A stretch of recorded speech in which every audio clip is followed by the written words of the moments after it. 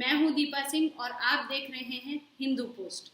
मेवात की हिंसा के बाद हरियाणा हाई अलर्ट पर है, पर इतनी गंभीर घटना को मोनू मानेसर कनेक्शन, विश्व हिंदू परिषद का शोभा यात्रा का सोशल मीडिया पोस्ट या फिर बजरंग दल के कार्यकर्ता ने सोशल मीडिया पर एक वीडियो डाला था, ऐसे सब नैरेटिव रचकर कंफ्यूजन क्रिएट किया जा रहा है और ध्यान भटकाने का एक सोचा समझा षड्यंत्र जोर शोर से चालू है।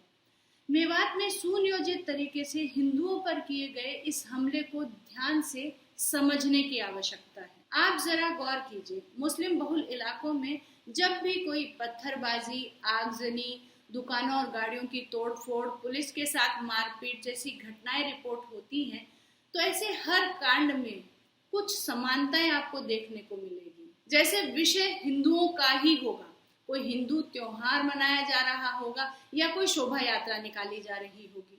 जिस जगह हिंसा होती है वो क्षेत्र मुस्लिम बहुल माना जाता होगा।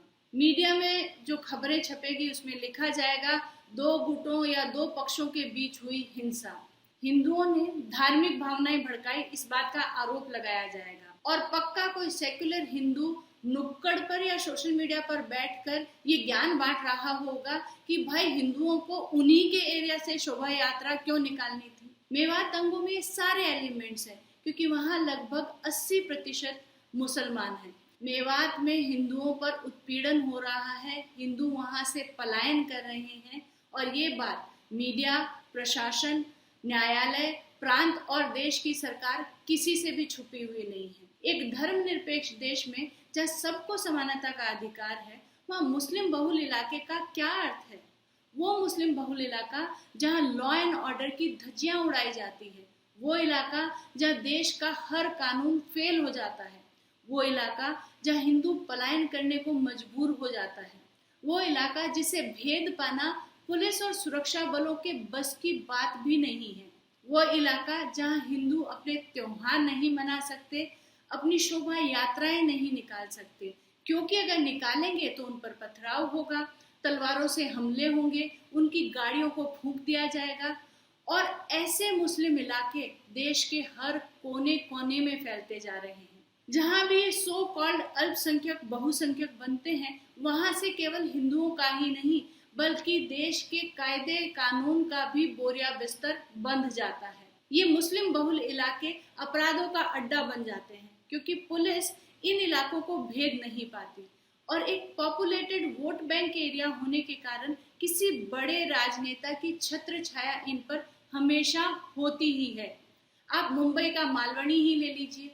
2009 से लगातार कांग्रेस विधायक असलम शेख की शह पर हिंदू उत्पीड़न और पलायन का अड्डा बन गया है मालवनी।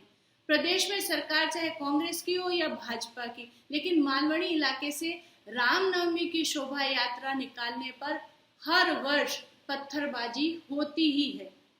ऐसी हिंसा की प्रत्येक घटना पर धार्मिक भावनाएं आहत करने का आरोप भी हिंदुओं पर ही लगाया जाता है। ये कौन सी धार्मिक भावनाएं हैं जो केवल हिंदू त्योहारों पर ही जागती है? देश का हर हिंदू दिन में 5 बार लाउड स्पीकर पर कान फोड़ू ध्वनि स्तर पर अजान सुनता है, तब उनकी धार्मिक भावनाओं के बारे में तो किसी को फिक्र नहीं होती। मुहर्रम के ताजिए जिन इलाकों से निकलते हैं वो सब हिंदू बहुल्य इलाके होते हैं, वहाँ कोई पत्थरबाजी नहीं होती, कोई दंगे नहीं होते। यदि आप मेवात दंगों के वीडियोज और तस्वीरों को ध्यान से देखेंगे तो आपको इस षड्यंत्र में दिल्ली दंगों की पुनरावृत्ति होती दिखाई देगी। ऐसे ही तो ये अपने जिहादी मंतव्यों को पूरा करते हैं और बाद में विक्टिम कार्ड खेलते हैं। पूरी प्लानिंग के साथ हिंदू त्योहारों और शोभा यात्राओं पर पत्थर बरसाएंगे, गाड़ियां जलाएंगे, निर्दोष लोगों को मारेंगे और पूरे विश्व के सामने डरे हुए मुसलमान की स्क्रिप्टेड कहानी सुनाएंगे। ये देखिए कैसे सोशल मीडिया पर मेवात दंगों में भी विक्टिम कार्ड खेला जा रहा है। भारत में हिंदुओं की स्थिति इतनी दयनीय हो गई है कि जिस हिंसा और अत्याचार का वो शिकार हो रहे हैं, उन हिंसात्मक घटनाओं का ठीकरा भी उन्हीं पर फोड़ा जा रहा है और जो असली अपराधी है, षड्यंत्रकारी है, वो सबके सामने विक्टिम बनकर सहानुभूति जुटा रहा है। आज हिंदू विरोधी कथानक इतनी सफाई से रचा जा रहा है कि जो सुप्रीम कोर्ट मणिपुर के मामले में सोशल मीडिया पर वायरल हुई एक वीडियो को देखकर ताव में आ गया था। उसी सुप्रीम कोर्ट ने मुस्लिम बहुल मेवात के नूह में हिंदुओं की रक्षा के लिए फाइल की गई एक अपील को केवल इसलिए रद्द कर दिया क्योंकि वो हिंदू अतिक्रमण की रिपोर्ट समाचार पत्रों पर आधारित थी। तो जो सुप्रीम कोर्ट सोशल मीडिया के वीडियो पर पिघल गया, वो हिंदू अत्याचारों की समाचार पत्रों में छपी रिपोर्ट्स को भी गंभीरता से नहीं ले रहा है।